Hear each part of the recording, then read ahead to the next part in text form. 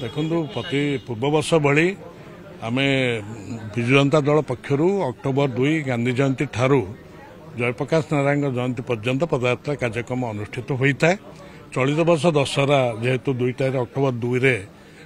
पड़ेगा एवं ओडिशार गोटे बड़ उत्सव से लगी दल पक्षर निष्पत्ति होता जे पुण्यात्मा उत्कलमणि गोपबंधु दास जयंती अक्टोबर 9 रु आरंभ हो मासव्यापी ये चलो से मर्म आम एकामर निर्वाचन मंडली और राज्यर अन्य अंचल एपरिक उत्कलमणि गोपबंधु दास जन्मपीठ सुआंड ठारे दल पक्ष से कार्यक्रम होता पदयात्रा होता एवं अन्य स्थान अन्य जिले में विजु जनता दल पक्ष से कार्यक्रम पदयात्रा कार्यक्रम आयोजन आरंभ होता चली मर्म जो अक्टोबर 16 तारिख दिन एकाम निर्वाचन मंडली 52 नंबर वार्ड गंगानगर अंचल पदयात्रा कार्यक्रम दल पक्ष कर आमर वरेण्य नेता पूर्वतन मुख्यमंत्री और विरोधी दल नेता श्रीयुत नवीन पट्टनायक से गंगानगर विजु आदर्श कॉलोनी पदयात्रा जोग देवे एवं